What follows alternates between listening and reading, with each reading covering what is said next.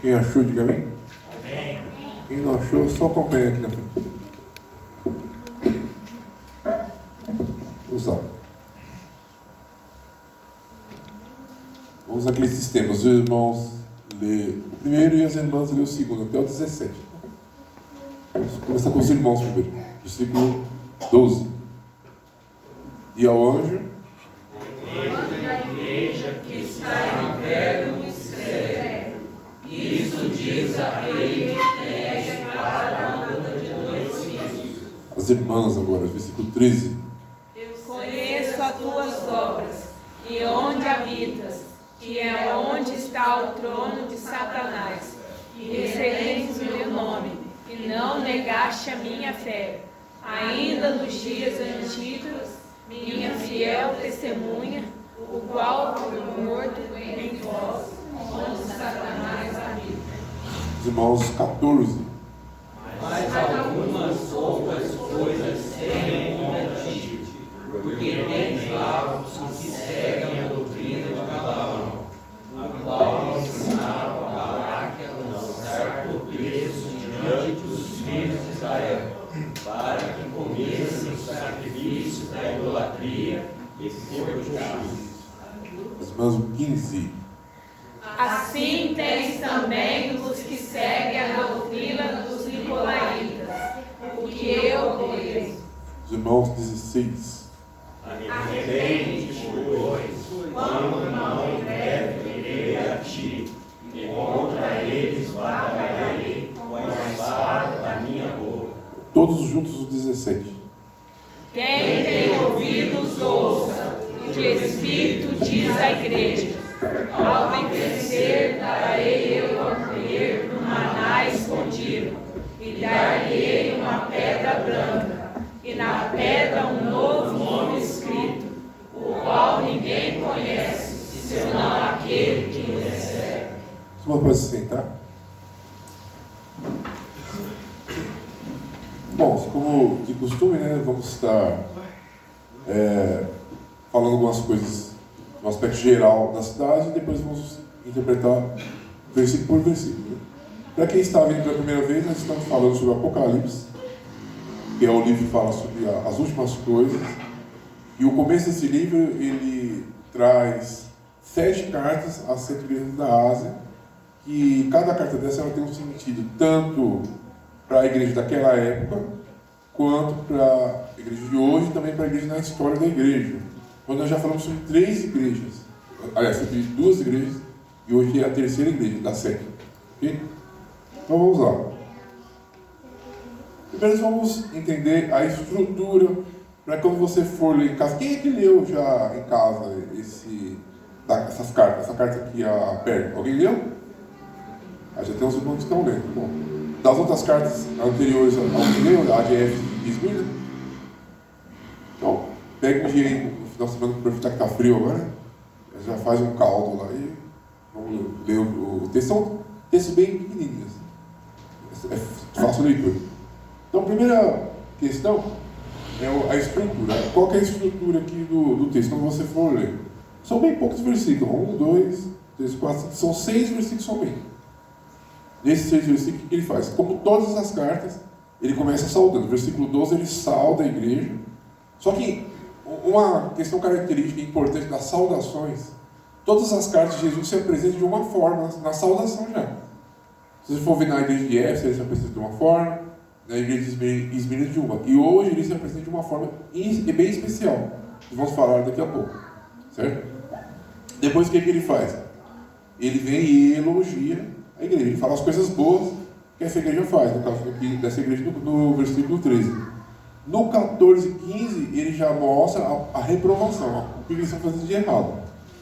Depois ele vem e fala o que pode acontecer no 16 se eles continuarem insistindo na parte ruim que eles estão fazendo, certo?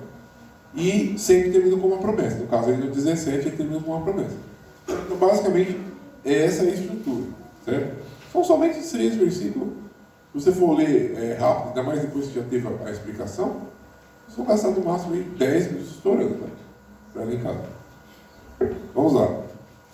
Mas a ideia mesmo é que vocês tenham primeiro a explanação do versículo, para depois ler, quando você for ler, você já lê com mais consciência do que está acontecendo. Tá? Vamos à parte histórica. Por que eu insisto, às vezes, em falar essa questão da parte histórica? Porque tem muita coisa que vocês vão ver para frente, não só nas cartas, mas no Apocalipse, que é importante saber por que eles dizem algumas coisas. Então vamos falar, são as coisas mais importantes da parte histórica dessa igreja. Ó, primeiro, gravem bem essa parte. A igreja de Pérgamo era um centro político e religioso. É um centro o quê? Político e religioso. Ok, isso aqui vai fazer muita importância daqui a pouco, certo?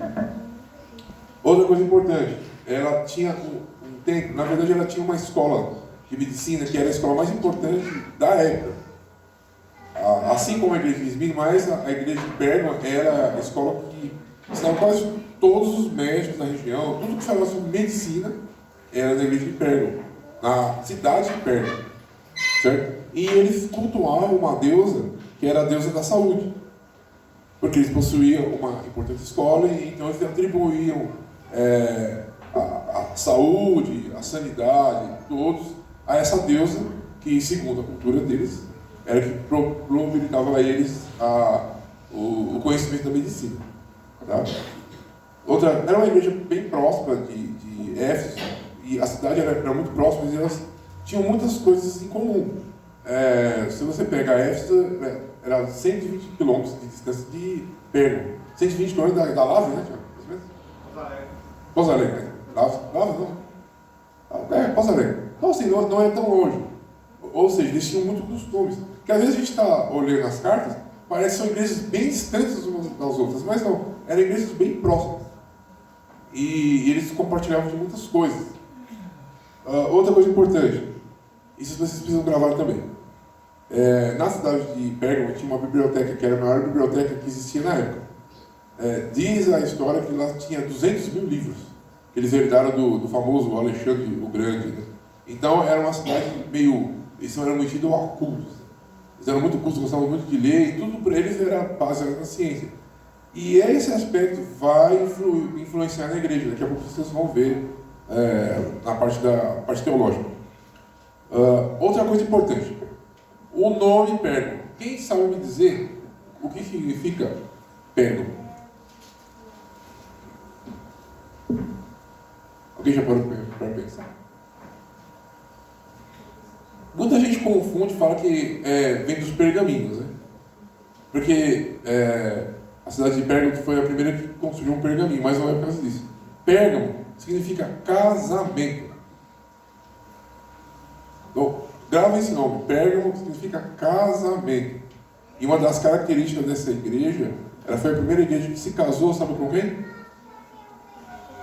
Vamos ver quem. Eu vou perguntar bastante, pessoal. Daqui a pouco eu aponto alguém. Com o mundo, com o paganismo. Foi a primeira igreja que fez uma aliança descaradamente com o mundo, com o paganismo. E por conta disso, eles pararam um pouco de ser perseguidos e prepararam a próxima igreja, que era uma igreja terrível, que a gente vai ver na próxima semana. Mas vamos lá. Falei do Pérgamo. Continuando, vamos falar um pouco sobre algumas características da igreja, antes de a gente aprofundar mais. Até aqui todo mundo está entendendo? Se eu perguntasse aqui, quais foram algumas coisas importantes que eu falei para vocês decorarem? Eu falo daqui a pouco. Primeiro foi a cidade era um centro político e religioso. Político e religioso, então está acertando. Depois, a maior biblioteca, e faltou uma coisa. 120 quilômetros perto da 120 Casamento com paganismo. O nome de Pérgamo, que é casamento com o paganismo. Certo? Além da questão da biblioteca também, que vai ser importante daqui a pouco. Você fala assim, nossa, mas qual a importância de saber essas informações? Vocês vão ver quando Jesus se apresenta a João para falar, até desses detalhes ele se preocupou em falar. É tremendo, você vai ler, você não entende. Depois que você vai vendo essas questões, cada palavra que Jesus fala tem um sentido quando ele entrega, até inclusive na saudação. Vamos lá. Cada homem de uma forma, mas... Cada um de uma forma. E O mais interessante, eu já vi muitas pessoas falar, e é verdade. Tudo que está escrito na Bíblia, uma vírgula, uma palavra, tudo tem um sentido. Só que às vezes a gente vai descobrindo aos poucos esse sentido. Então quando ele fala aí, eu com a espada de 2 gumes, né, então tem um sentido. Então a gente vai desvendando aos poucos. Vamos lá. Continuando. Sobre a igreja, uma coisa importante dessa igreja.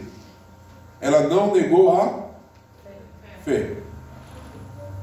Porque, se vocês forem ver mais para frente, no versículo fala que lá era o trono de quem? Trono de Satanás. Então eles moravam, estavam com a igreja dentro da cidade de Satanás, basicamente. O trono de Satanás morava lá em carne e osso. E eles estavam lá. Tinha um termo que todas as igrejas comentavam sobre Pérgamo, que é o quê? Se você é um crente não tinha de Pérgamo, então você é um vencedor. E se você era crente de Pérgamo, significava que você era um vencedor. Porque a pessoa, é a mesma coisa que lutando na casa do adversário, era meio assim o que eles falavam. Mas, Pérgamo, eles abriram algumas portas que influenciou uma igreja profética. Qual o grande problema dela? A mistura.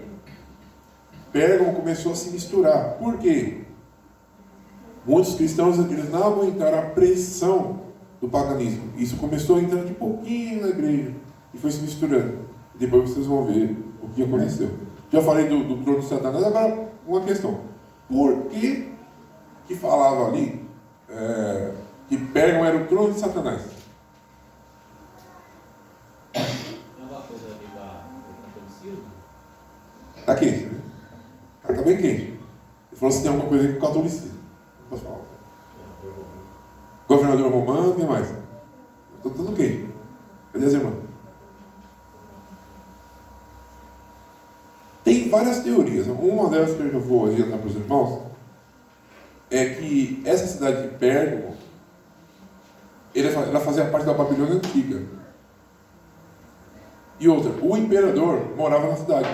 O imperador de Roma ele resolveu ir morar nessa cidade. Então, imagine, o governador perseguiu os cristãos. E ele morava na cidade. Mas é uma coisa que o que não tem, você sabe? Morasse aqui em Varginha e perseguir todos os cristãos. Morasse aqui no Centenário. Está mais perto. Então, é complexo. Então a coisa era difícil para Pérgamo. Por isso que dizia que era o trono de Satanás. Pérgamo hoje, existe até hoje essa cidade. Ainda tem as ruínas lá. Pérgamo hoje é Istambul, fica na Turquia. Quem já viu a Turquia envolvida em confusão? Eles nem guerrilham, né? Nem brigam.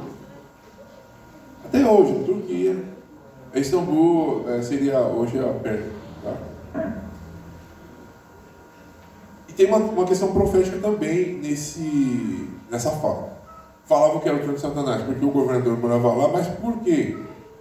Como lá é um território, ao longo da história, o território da Babilônia, era uma visão profética, porque lá que Satanás vai colocar o seu trono. Lembra da besta, da destruição da terra, da destruição do mar, ou seja, quando o falso profeta for instalar o seu governo, provavelmente vai ser nessa região. Então já é uma questão profética também aqui. Vamos lá. Agora, a condenação. Por que essa igreja foi condenada? Aí fala ali, né? Que o fato da doutrina de Balaão. Quem já ouviu falar de Balaão? Quem lembra da história? Que a jumenta falou com ele, mas mesmo assim Balaão era um profeta de Deus, né? E ele foi persuadido, por quê? Por causa de dinheiro. O rei Balaque comprou ele e ele não aguentou. Ele viu as moedas e não aguentou. E aí ele tentava professar contra o povo e não conseguia. Só que, mesmo assim, ele levou o povo a fazer várias coisas ruins. O povo de Israel. Primeiro, o que ele fez? Ele introduziu a mistura. O que ele fazia? Ele fazia o povo de Israel se prostituir com as mulheres pagãs. Que as famosas prostitutas cultuais. Quem lembra o que é prostituta cultural? Não eram mulheres comuns, não eram mulheres como as pessoas que a gente conhece hoje. Eram pessoas que vendiam o seu corpo, mas para cultuar um Deus. Ou seja, era pior ainda. Além de eles caírem no pecado de adultério, ele ainda adulteravam com mulheres que vendiam seu corpo para oferecer a um outro Deus. Então, o Balaão, de tanto que ele foi persuadindo o povo, ele conseguiu fazer com que os filhos de Israel fizessem isso. Outra coisa que ele fez, além de se vender por dinheiro, né? Ele fez com que o povo comesse coisas sacrificadas a ídolos. Vamos falar daqui a pouco disso também, mais profundamente. Então, a primeira reprovação. O povo de Pérgamo, eles estavam tolerando essas pessoas que seguiam essa doutrina. Ou seja, estavam dando espaço para eles, deixando eles entrar na igreja e fazer bem o que eles queriam. Então, a primeira reprovação. Segunda reprovação, eles também seguiam a doutrina dos nicolaítas. Alguém lembra dos nicolaítas? Repetindo que não tem a ver com Nicolas, né? Os nicolaítas eram aqueles cidadãos que eram os judeus meio políticos, né? Ou seja, misturava a igreja com a política. O que eram os nicolaítas? Eles achavam que eles eram mais crentes que todos do mundo, e eles queriam separar a igreja. Um dos pecados deles, né? O que eles queriam fazer? Ó, vocês são do clero? Não, então vocês ficam lá para trás. O dia de ceia, quem tem poder, quem é mais rico, tem mais dinheiro, vai cear num dia diferente. Quem não tem, fica lá para trás e pega se sobrar vocês ceiam. É mais ou menos isso que eles faziam. Então eles queriam lugar separado, exclusividade, entre outras coisas, né? Então, basicamente, é a mistura da política com a igreja. Ainda bem que isso hoje em dia não acontece. Não tem, isso não tem na igreja hoje. Nas igrejas de hoje não tem. Eu estava vendo um debate, estava pegando fogo sobre essa questão, né? Aí o pastor, se perguntaram para o pastor assim, o senhor apoia algum político? Na sua igreja já foi algum político falar alguma coisa? O pastor falou sobre isso. Com outro pastor. Na minha igreja, a gente abre a Bíblia e prega a Bíblia. E quem está apto para fazer isso? Mas se alguém te perguntar sobre isso, nós marcamos uma pizzaria e conversamos sobre isso. O velho foi bem... Mas enfim. Mas essa igreja não teve só condenação, não. Ela também teve promessas, né? Quais foram as promessas? Comer do maná escondido. E falou também da pedra. Qual o sentido desse maná escondido? Porque era um povo que também, assim como o povo de Esmirna, passavam dificuldades e necessidades. Então, uma promessa. Ao que for até o fim, ele quer dizer, se você for fiel, eu serei a sua provisão. É um dos sentidos. Eu vou mostrar um pouco os sentidos mais profundos desse texto. E a pedra branca? Quem sabe? Por que eles usam esse sentido figurado da pedra branca? O novo nome, o nome escrito na pedra branca, que ninguém vai poder pagar, né? Porque naquela época, na cultura daquela época, todo juiz, quando ele ia julgar, ele tinha duas pedrinhas, era um simbolismo que eles usavam. Uma pedra escura e uma pedra branca. Se você fosse condenado, o juiz dava a condenação. Primeiro ele mostrava a pedra preta e executava a condenação. E se você fosse absolvido, ele mostrava a pedra branca e escrevia o seu nome. Ou seja, você foi absolvido. E aquela era uma prova que você foi absolvido. Então, Jesus, o que ele está fazendo? Ele está usando uma linguagem que o povo da época entendia para mostrar. Porque de tantos julgamentos que eles viam, e ainda mais ali naquela cidade. Aquela cidade era a cidade dos julgamentos. Todo tipo de julgamento importante que acontecia em Pérgamo. Por quê? Vocês estão pegando aí. Por que acontecia em Pérgamo? Porque o imperador morava lá. Quem julgava não era o imperador? Então tudo que acontecia ia para Pérgamo. Então eles eram acostumados a ver os julgamentos e também acostumados a serem julgados. Né? E, inclusive, o primeiro martírio aconteceu em Pérgamo. A primeira pessoa que morreu dessa época, depois de Cristo, pelo Evangelho, martirizado, foi em Pérgamo. Outros julgamentos às sete vezes? Tudo da região ali, de mais importante. As coisas mais leves é na cidade mesmo. Coisa grave e importante ia para Pérgamo. Porque lá tinha o imperador, ele que dava a sentença. Foi lá também que surgiu a igreja estatal, que era a única religião. Muito bom, muito bem falado. E lá, como eles já estavam com esses costumes nas outras cidades, Mas em Pérgamo que começou o culto ao imperador. Por quê? Como o imperador estava lá, e o povo começou com Esmirna. O pessoal achou isso interessante e começou a chamar o imperador de Deus e Senhor. Então, o imperador era tratado como Deus e Senhor.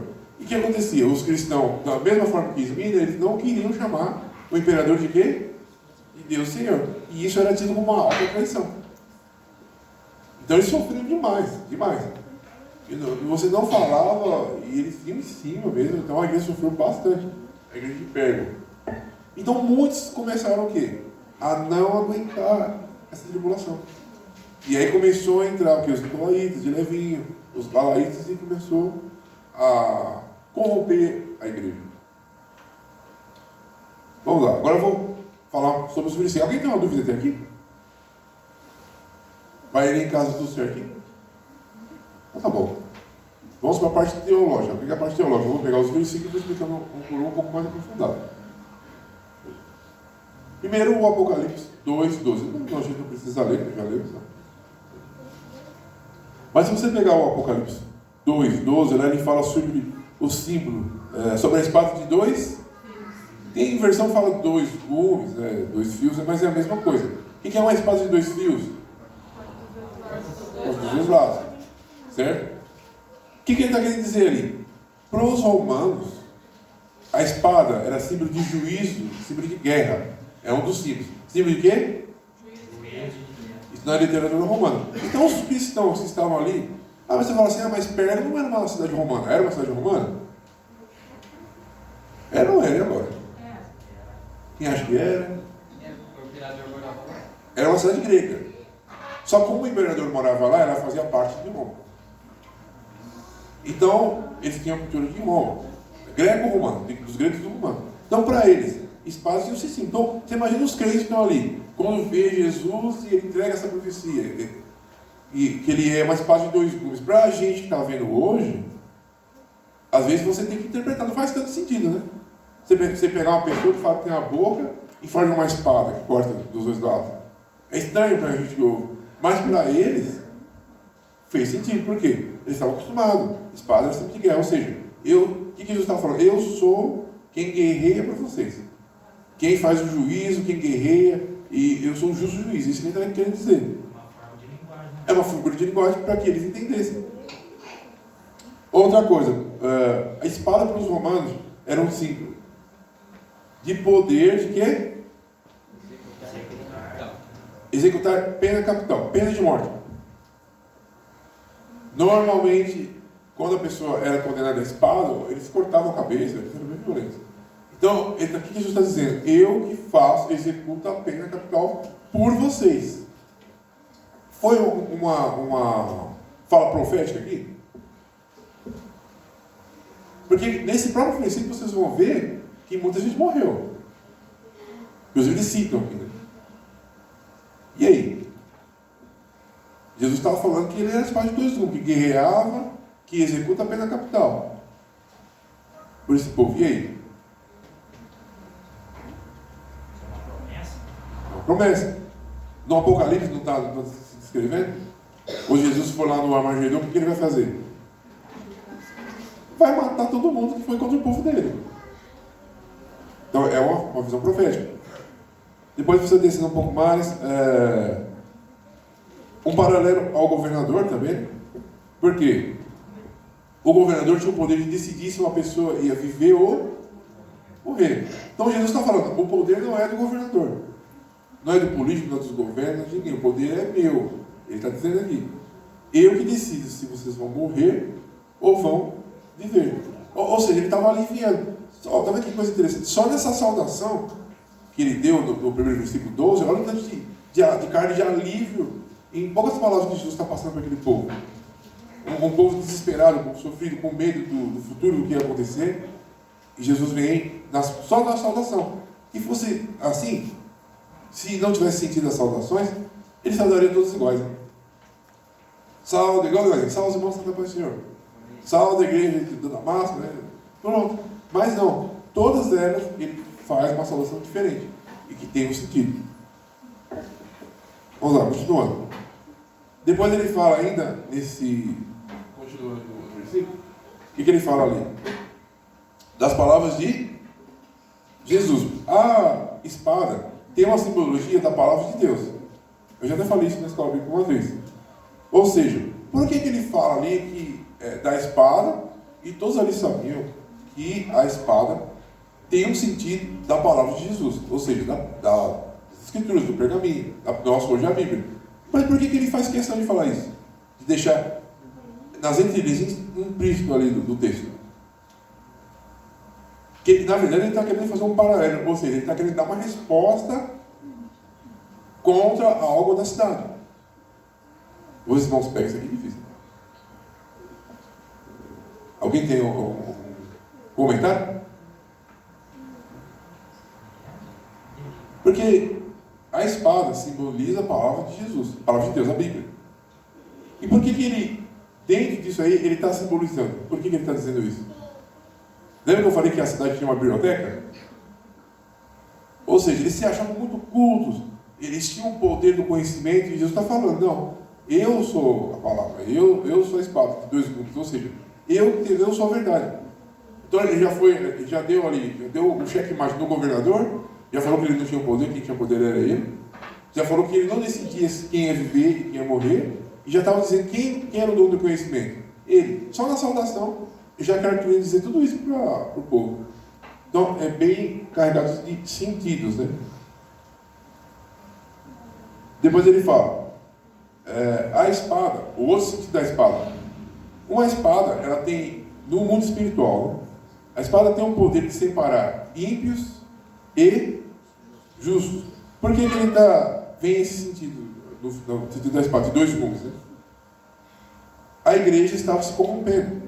Então, dentro da igreja, tinha um povo que era justo e tinha um povo que estava se corrompendo com a doutrina dos nicolaítas e dos balaítas, que é de Balaão e dos nicolaítas. Então, ele está dizendo também para a igreja, ó, o pastor da igreja deve estar desesperado, ele está mostrando, ó, a minha espada tem poder e tem dois gumes, separa. Eu separo isso, ele quer dizer. Outro sentido também que ele quer dizer aqui, sobre a vitória dos inimigos. Quais inimigos? Ele estava dizendo, a minha espada, ela vai dar vitória para vocês sobre os seus inimigos. Quais inimigos? Os inimigos humanos, os homens que estavam perseguindo aquela igreja, mas também os inimigos demoníacos, os demônios que atuavam naquela cidade, porque aquela cidade era carregada de demônios. Tanto é que dali, tudo que você conhece depois de Nimrod, Pérgamo, tudo que você conhece de ruim veio dali. Então era uma cidade carregada de demônios. E por último, para corrigir os erros doutrinários da cidade. Você pode ter uma alusão da espada com a espada do Espírito, que fala lá em Efésios 6,17. E mais uma vez comprovando que a espada tem a ver com a palavra de Deus. Quem pode abrir para mim Efésios 6, versículo 17?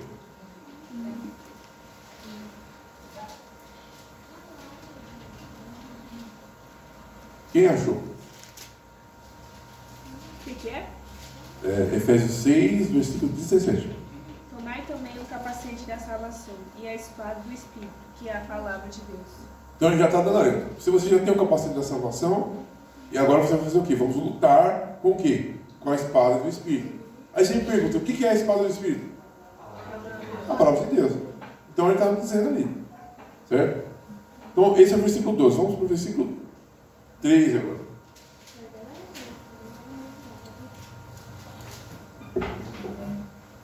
Eu vou pedir para colocar, para os irmãos lerem o versículo 13, só para ficar mais fácil para entender. Apocalipse 2? Isso, Apocalipse 2, 13. Quem tiver com ele fácil, pode ler. Eu sei as tuas obras e onde habitas, que é onde está o trono de Satanás, e retens o meu nome, e não negaste a minha fé, ainda nos dias da de Antipas, minha fiel testemunha, o qual foi morto entre vós, onde Satanás habita. Então, três coisas importantes. Primeiro, ele fala, eu conheço o lugar que vocês habitam. Primeira coisa. Segunda, lá é o trono de Satanás. Segunda coisa importante. E terceira, ele fala sobre Antipas. Vamos falar sobre ele também. Primeiro, por que Jesus está falando que conhece o lugar que eles habitam? Ali tem um sentido da avaliação da saúde espiritual da igreja. Deus está falando, eu sei tudo que está acontecendo ali, eu sei como está o nível espiritual de vocês. O Senhor está dizendo, fiquem calmos, eu sei. Depois ele fala, sei também que ali tem o trono de Satanás, por quê? Porque tem o culto ao imperador, porque ali era o centro da estratégia de Satanás. Todo tipo de estratégia, de coisas ruins, partia dali. Então essa é extremamente importante. E a visão profética, como eu já disse para os irmãos, o trono de Satanás. Depois Satanás vai colocar seu trono lá através do falso profeta. Certo? Isso ainda vai acontecer. E sobre o Antipas. Quem aqui já ouviu falar sobre Antipas? Alguém? Quem não conhece Antipas? Levanta a mão. Herodes Antipas? Um já falou aí, mas quase acertou. Passou um pouco, pegou conta. Quem conhece Antipas, levanta a mão para me ver. Mais ou menos. Quem não conhece nada sobre Antipas, levanta a mão. Ok, tem gente levantando a mão. Tem gente que não, nenhum nem outro. Vamos lá. Antipas era um bispo de Pérgamo. Era como se fosse um pastor de Pérgamo. Ele era discípulo de João, do apóstolo João. E ele dirigia ali a igreja de Pérgamo. Lembrando que é uma coisa importante dizer, que até então, toda a igreja que a gente está falando, tanto a igreja de Éfeso, quanto a igreja de Esmirna, quanto a igreja de Pérgamo, todas elas eram igrejas católicas. Ainda não existia a igreja protestante, que é a que nós somos. Só que, só um detalhe, era uma igreja católica, mas ainda não tinha entrado todo esse aparato que a gente conhece hoje. Certo? Aqui que vai começar a entrar. Então ele era um bispo, e ele foi o primeiro mártir. Ele foi o primeiro mártir, e também foi a primeira morte dessa era pós-Cristo, pós-discípulos. O primeiro mártir foi ele, a morrer pelo governador, em praça pública, ser assassinado. Então, era uma igreja. Então, você está falando, eu conheço o lugar que vocês moram, conheço a igreja, e sei também, deu o exemplo do Antipas. Ou seja, eu estou vendo tudo que está acontecendo, está tranquilizando o povo. Vamos agora para o versículo 14. Alguém tem uma pergunta até aqui?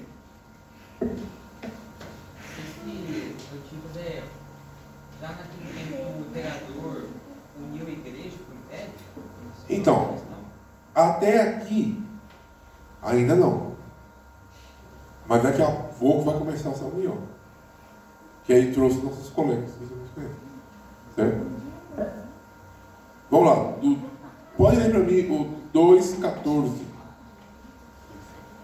Mas umas poucas coisas tenho contra ti, porque tens lá os que seguem a doutrina de Balaão, o qual ensinava Balaque a lançar tropeços diante dos filhos de Israel, para que comessem dos sacrifícios da idolatria e se prostituíssem. Então aqui ele está falando da doutrina de Balaão com mais detalhes. Primeira coisa importante, esses que seguiam a doutrina de Balaão, eles não eram pagãos, eles eram crentes. É bom que fique claro, eram cristãos, tá? Depois, eles tinham uma fé. Aqui, já falei do Balaão, que era um profeta pagão. Grande característica desses crentes: gostavam de dinheiro. Eles amavam dinheiro. E como a igreja, a cidade estava indo na contramão da prosperidade, esse povo se perdeu, eles não sabiam o que faziam. E aí eles começaram assim, coisas para manter o seu status.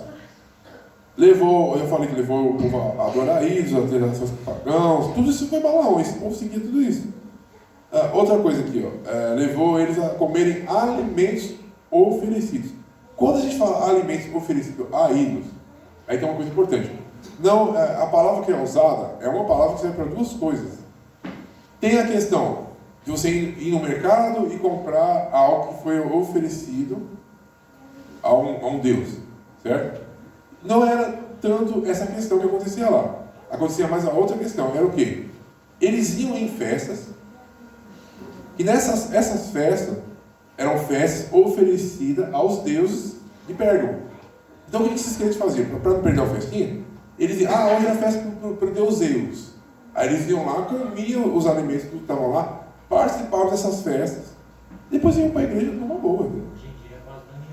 É um exemplo, né? Um exemplo.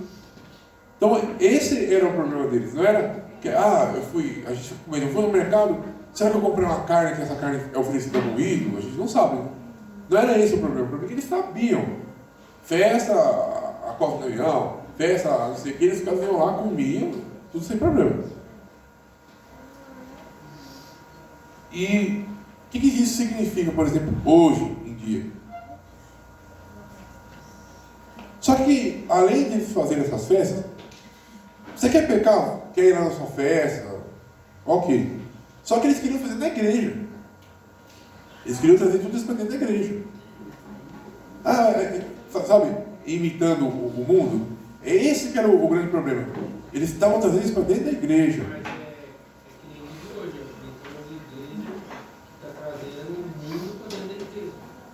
Palmas pro Roteiro lá. Matou a outra dormindo, depois nada. Viu? Essa é a grande questão. Hoje acontece isso. A gente vê hoje coisas absurdas. Que qualquer pessoa que não é crente sabe que não casa com a igreja. E as pessoas hoje trazendo para a igreja. Por exemplo, quem aqui acha que carnaval é pecado? Tem alguém aqui? Acho que carnaval é uma coisa que o nome já fala. Carnaval é a festa dos piratas, né? É a festa da carne. O carnaval é isso, é a festa da carne. Tudo que a carne quer é liberar nesse dia. Tudo de tudo mesmo. Certo? Quem aqui antes de ser crente participou de carnaval? Ninguém, né? Alguém por acaso, sei lá, viu? Vocês acham que isso cabe dentro da igreja? Mas uma pessoa que... Pode ter pessoas aqui que não são crentes hoje, que sabem que é um carnaval. Vocês imaginam carnaval dentro da igreja? É uma coisa que não casa, né? Mas, pois é, vamos ver o vídeo ali que eu vou mostrar para os irmãos. Para vocês verem se isso está acontecendo nos dias de hoje. Está meio...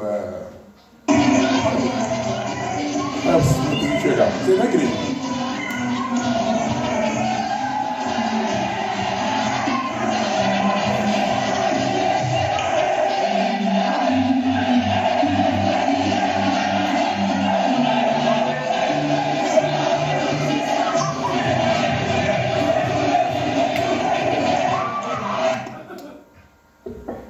Isso é na igreja. E foi esse ano, agora, esse ano.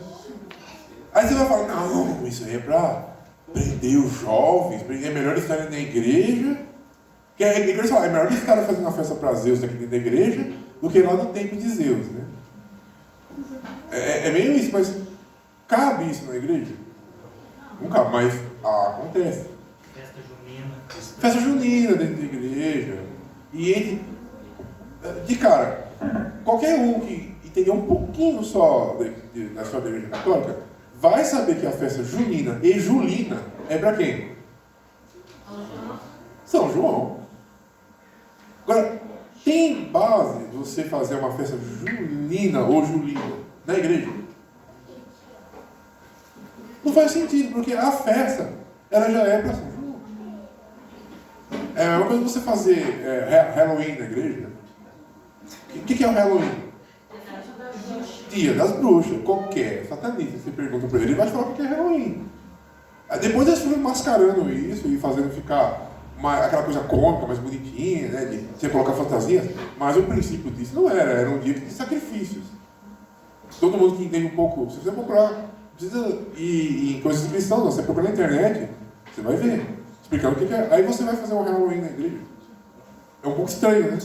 Mas essas coisas tem na igreja hoje. Ou seja, se repetir de novo, o quê? Os Balamitas, que é os que seguiam a doutrina de Balaão. Para quê?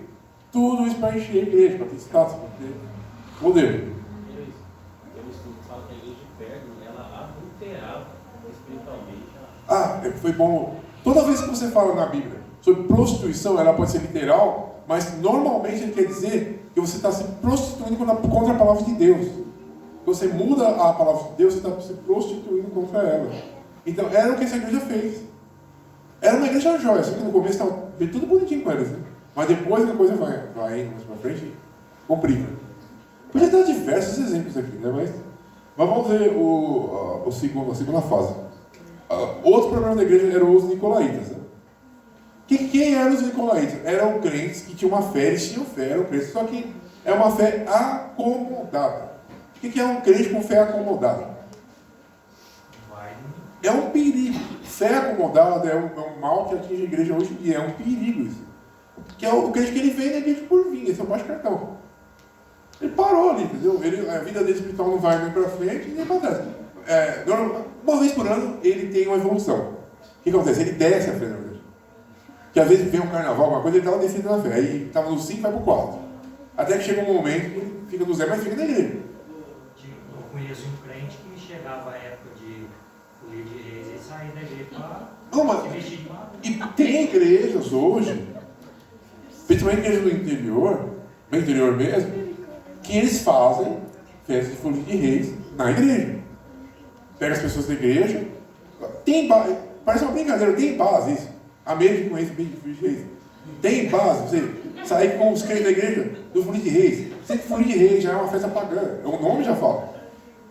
Tinha outros que tinha um pessoal do folia de reis, não vou contar não, porque tinha uma galera que gostava de folia de reis.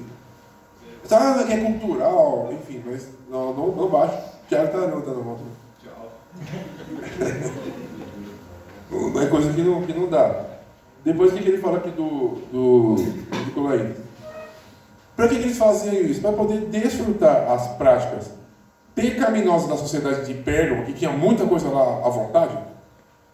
Pérgamo, Esmirna era como se fosse Hollywood. Pérgamo como se fosse Nova York, que é um pouco mais sério, mas tem tudo para você também. O que eles faziam? Eles tinham essa fé.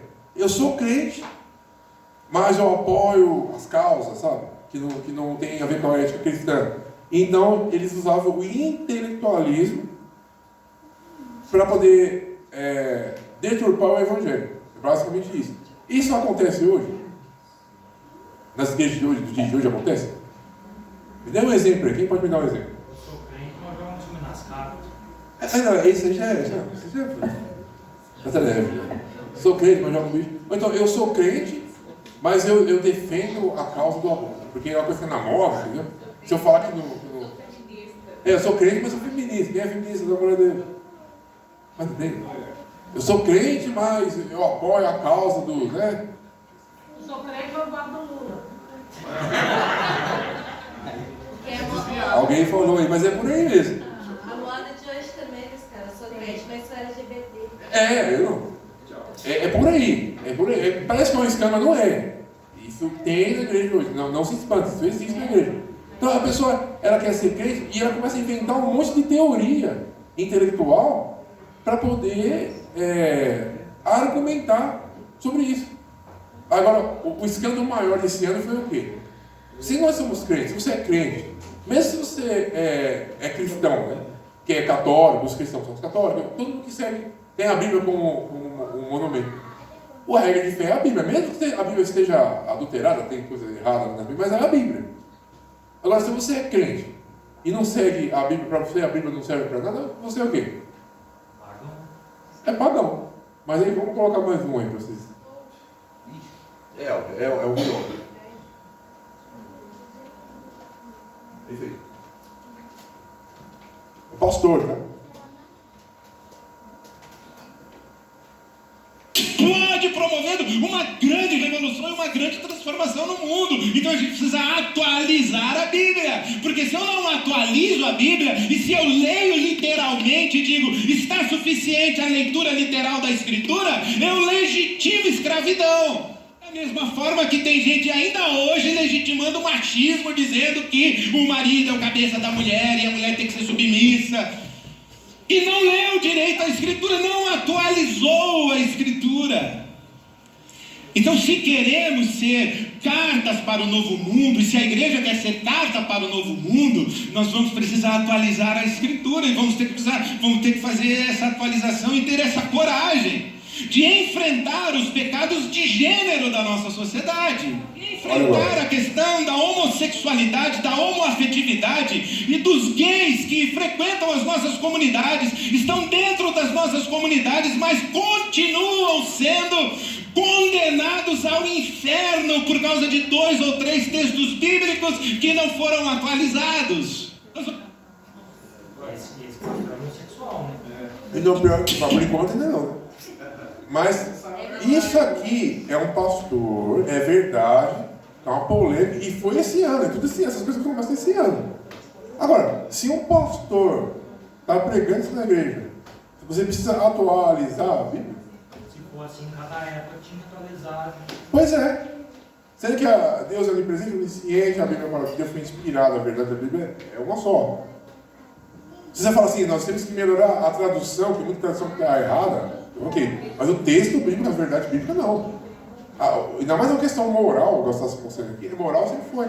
Aí o que eles querem? Eles vai, muda a Bíblia, faz essa atualização, eu nem sei quem que vai fazer essa atualização. Já nem condenar no inferno, você viu o que ele falou? Pô, aí falando dos, né? Aí o que eles falam? Não temos que fazer, vai condenar os coitadinhos ao inferno, só com 2, 3 versículos. Tem que mudar os versículos. Tem que atualizar a Bíblia. Agora eu não quero ver como vai ser essa atualização. Né? Mas a palavra de Deus diz que Deus é o mesmo. Não muda onde? Se ele tirar ou colocar de qualquer forma, o negócio vai dar ruim. Mas o que acontece? Eles não mudam a Bíblia, que era ele, né? Mas eles mudam a igreja, o lugar de culto. Aí eles começam a tirar o altar, colocam o tambor. O que acontece? Até aí já era um problema. Só que esse aqui não, ele foi além, ele não está propondo a mudança. Ele está propondo a mudança da Bíblia mesmo. Ele quer que mude a Bíblia. Que a Bíblia está errada, que está desatualizada. Depois vocês assistem inteiro. Eu não tenho como você pegar um texto de 2000 anos atrás. Entendeu? Pastor, não é um pastor que começou hoje, mas ele tem 40 anos de ministério. Vamos lá, isso falando aqui do versículo 16, para vocês verem que o 15, né? Que os nicolaítas estão vivos aí, estão pior que antes. Vamos para 16.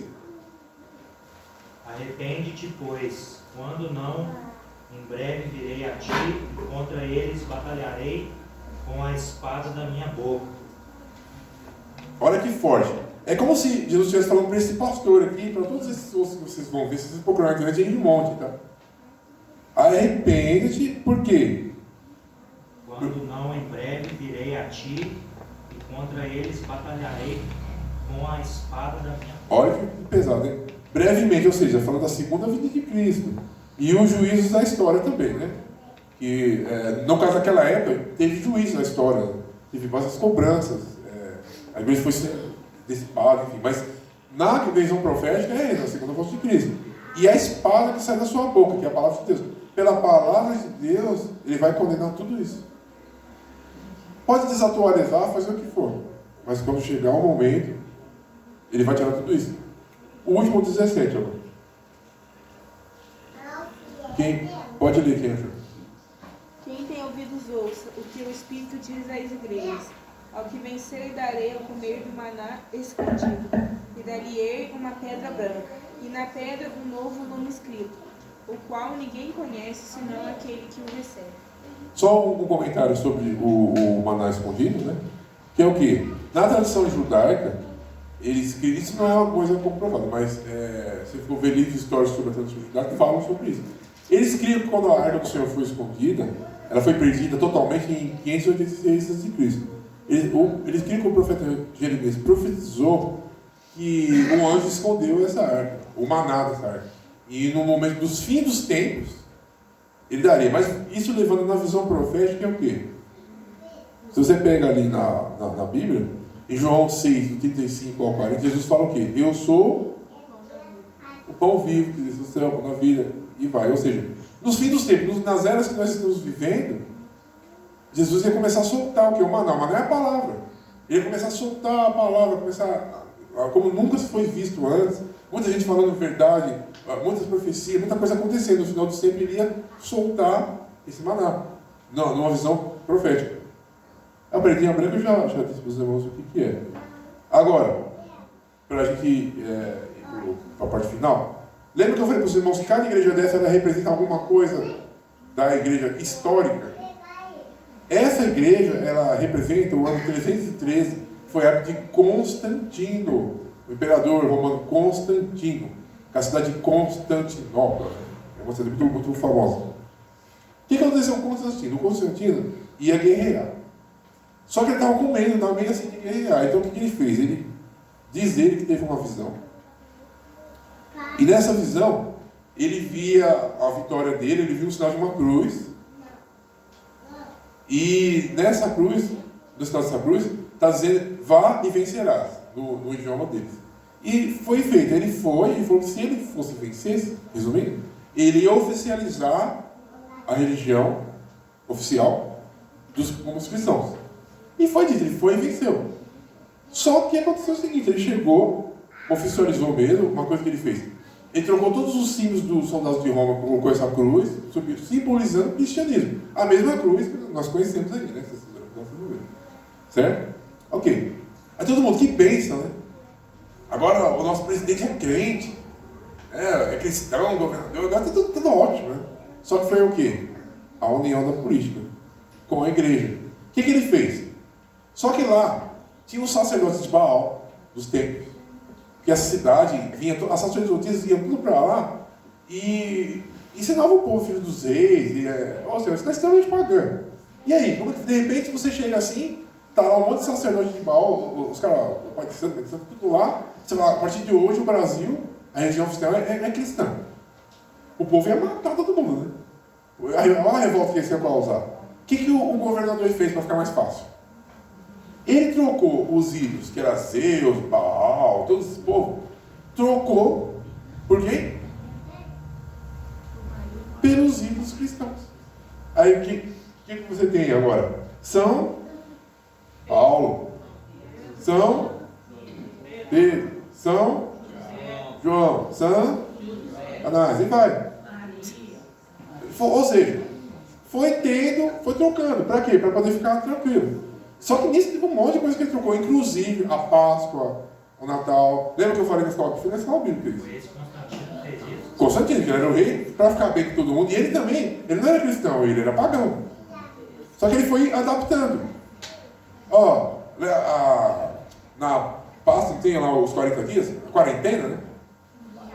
A quaresma. Todo mundo dessas datas, eu só sei que é feriado. Tem a quaresma. Quem disse que Jesus ficou 40 dias descansando lá? 40 dias no deserto.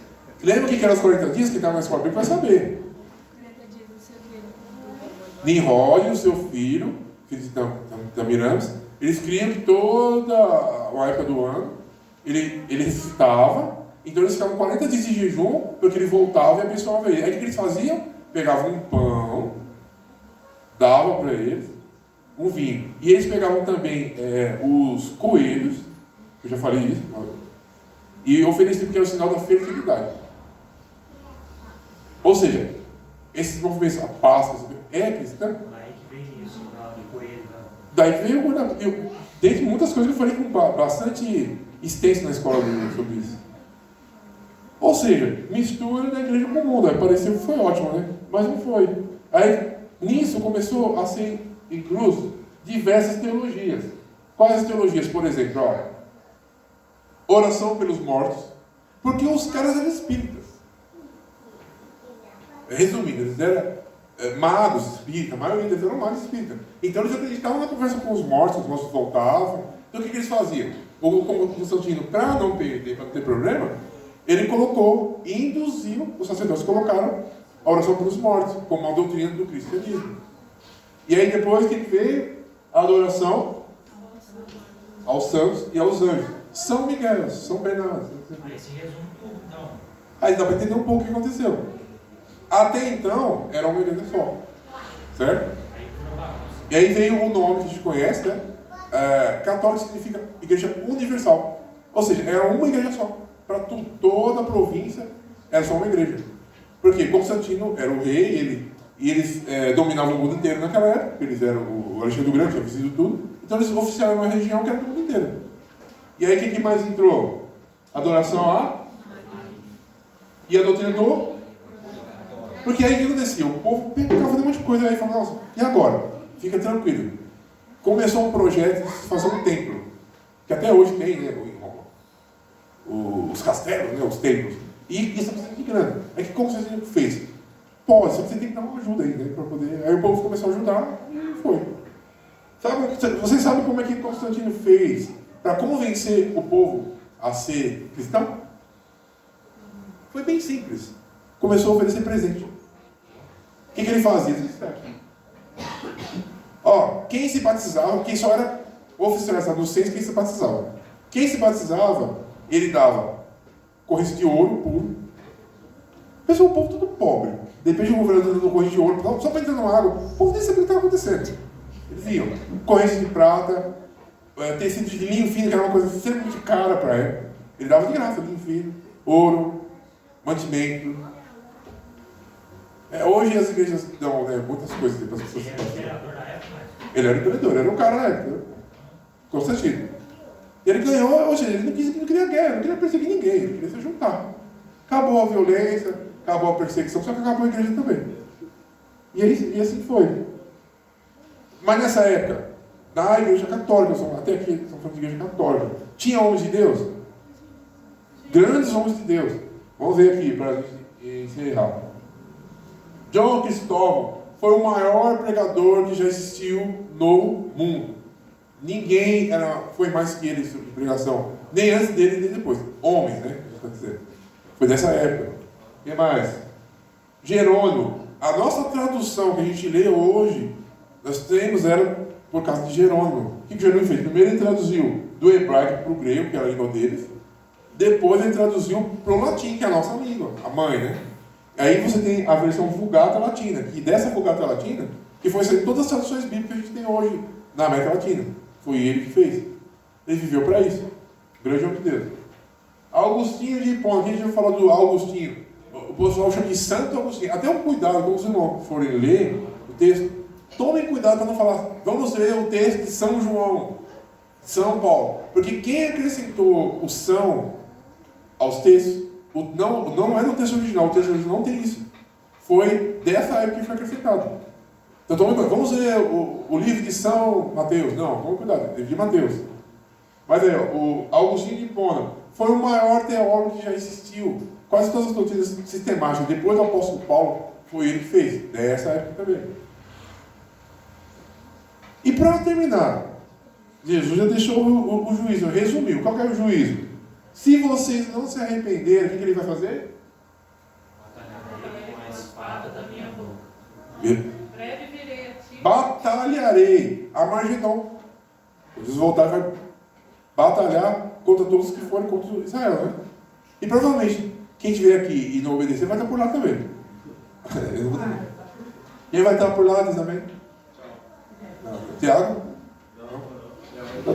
Tá certo. E aí? Nesse tempo aí já tinha as indulgências? Tinha. Eu falei só algumas coisas, já tinha indulgências, tinha uma bagunça.